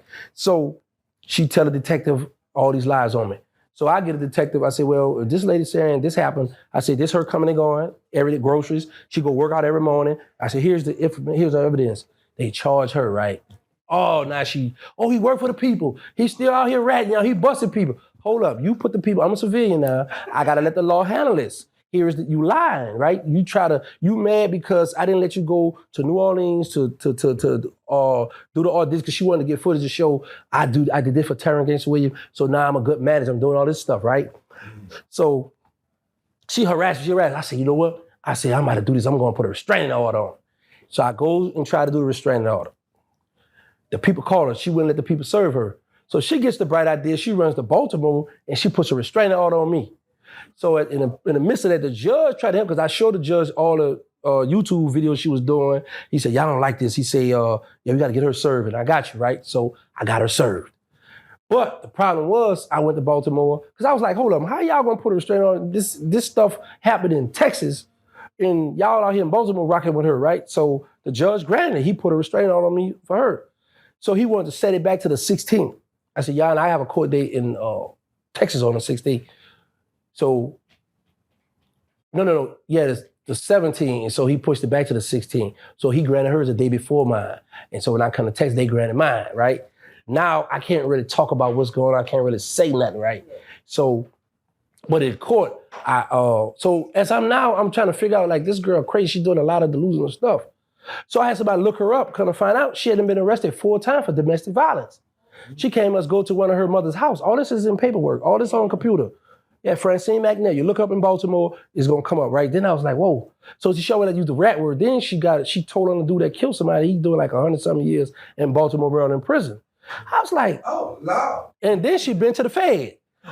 So this what I do, right? When we do it in the hearing, I say, yeah, and she went to the Fed. I just threw it out there. She was like, the judge say, wait, you been locked up before? She said, yeah, I've been to the Fed. And I'm like, man, I've been living with a gangster all the while. You a criminal too, you convicted felon. Y'all could have been flying together. And you've been to the Fed, right? So she was like, yeah, and I've been there for gift cards. It was like a bunch of them. And then I was like, you lying, telling me you going by your family, and you got they suing you for some people were suing her, so she was sneaking to Baltimore to go to court for all that stuff. I got all the paperwork on her, right? But I got it so late, I was like, man, all the while, I see why you be doing this fraudulent stuff you be doing. But in my mind, I'm like, you'd have been busted before, you've been to the Fed, why you still doing a lot of this petty stuff? So, when the first court hearing, when I brought it up, I said, Yana, because I was like, we in Baltimore, everything happened in Texas, why are we here in Baltimore? I'm like, why are y'all granting this, out here in, there's no jury. He's like, well, she living here, all this goofy stuff, so he granted her. I was like, yeah, all right, whatever. So I was like, well, she got a warrant for arrest, Your Honor, because she had showed up in court. It was like, he ignored all that. And then she was like, well, I don't have no warrant. All the while she knew she had a warrant. Then she finally turned herself in for the warrant. At any point in time, did you feel like you was gonna have to delete her? No, let me tell you why. Because once I seen that she ran to social media and she ran to everybody I was beefing with on social media and they clicked that, I was like, oh, this is kid play like. But the thing I didn't like, I was like, I was too good to you. I showed you love, took care of you. Or even she even said on Tasha K, oh no, he was real good. So I'm like, well, if I was bad, why you gonna tell the lady, yeah, I was real good. But I was like, this girl got a mental problem, right? But I never thought of that because once my pew and everybody seen that she was a nut, and that she lied, and I had all my proof and showing that this girl lying on me, and I wasn't really tripping. Just random sidebar. When you dealing with a woman and you paying all the bills, what do you expect from that woman? Honestly, I think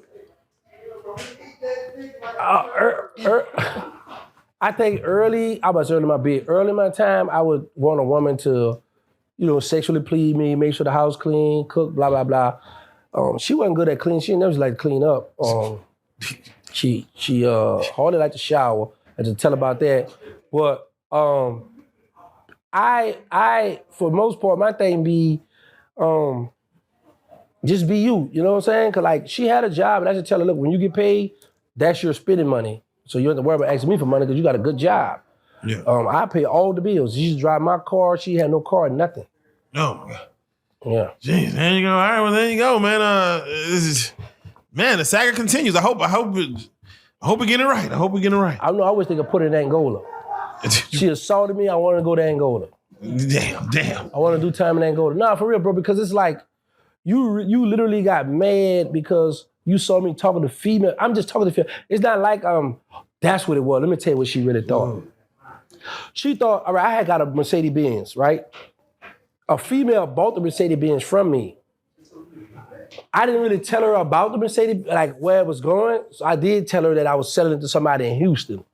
So in the truck, when the people that you pay to come get the Benz to transport it, when they came to the house to pick it up, it was a Spanish man, so a Latino, right? So he showed her the phone, hey, like I come here for a car, and I guess she saw where it was being transported to, and she noticed the female I lied and told her that was my cousin, and all the while I was humping this female, and I got that female pregnant. Damn. So that was her, like she was scorned. Oh, man. So she was out to get me because she cut me line. But other than that, like, I was good to her, man. Oh, man. Okay, all right. Well, hopefully this thing ends well. Like I mean, like I said, I'm in a good space. She says, I'm in a good space. She did a lot of line. Like, she did some goofy stuff. She tried to file for to have me violated for the protection order, talking about, because some videos other people did. Or she did all kind of goofy stuff to judge. I'm like, so I went and paid for a lawyer. I said, I'm tired of playing with her. Let me get the lawyer. And the lawyer went on and got all that stuff thrown out. And then she looking stupid. I'm like, man, this girl really trying to get me locked up because I was flirting with other females. Is there any room in your heart for forgiveness? No. No, let me tell you why. No, listen. Let me tell you why. Because with her, like, she admitted on Tasha K loan, he was real good to me, right? So her lie to Tasha K was, I'm his manager, so he was doing side deals, and I told him I need to talk. I confronted him about where my money at, and he got mad and choked me. What am I get mad when you choke? I got the money. You should be the mad one. So she did dumb. She lied about why you lying. Like, first of all, we don't have she can't show you no contract. You wasn't my manager, right? You was my broad, and we was doing our thing together, right? Get some money. Right, we get some money. But now, if people contacting me direct, that's why she try to keep it on my Instagram, because she don't know about all that social media, but I start learning that stuff, right? So if I'm getting the money, people contacting straight to me, I don't need you to be worrying about, you know what I'm saying? So for you to say I'm doing side deals, and then when you found out I was doing, somebody told her, whatever, why, of course, if my name, I'm blowing up on social media. So of course you're gonna see me, so why would I worry about somebody telling you and get back to you? You're gonna see it. Right. So I was like, that's a dumb lie she came up with. That's some of the weakest stuff. But you know, when I seen Tasha K, I was like, okay, my name hot or ran on social media, they just want a story. I was like, now, I couldn't rebut it then because the restraining order was still in place, right? So it was up on the 16th of this month. I mean, yeah, this October, right? Yeah, 16th of October. Yeah. So I called the people the other day. I called them Friday. I said, hey, I gave them the number. I said, they said, yeah, this case been closed. I said, what's your name, man? And I record her name, her saying, so I can have all my evidence. The people say that case closed. I said, I'm about to retaliate now. I got shirts somebody have made. That B-word lie with the crown, the queen, the friend, yeah. Because she got shirts about protect. I gotta have my shirts. Justice need to be served. She assaulted me. She did. She need to go to jail. She need to go there and go. And the reason why let me tell you why I can't really forgive her, bro. Because when she got kicked out and she had nowhere to go in Atlanta, she ain't had nowhere to stay, I opened my house to her and let the girl drive my car to take care of her, make sure she was good. I ain't never had to pay a dime in Chinese money on bills, bro. So that's why she had to tell Tasha K the truth about that. And a lot of people know this, right? So for her to go this far to try to get me locked up, then you brought up a story that because I'm making side money without you, I got mad. I should be happy. You the one mad. Right. I'm making the money. I said, man, this girl can't think, man. She doing all kind of goofy stuff, bro. But she helped me out. Tasha took the story. Well, I don't know where it's at, but you know, I responded to Tasha the other day. You know, I got back out of her, stay in line, get your mind right, yo. Yeah, man. Well, Terrance, bro, we're so glad that you came back and sit down with us, bro. Yep, me too, buddy. Man. Well, you know we gotta say it. Terrance Civilian Williams, you are big a real-life street star. Wow. Yeah.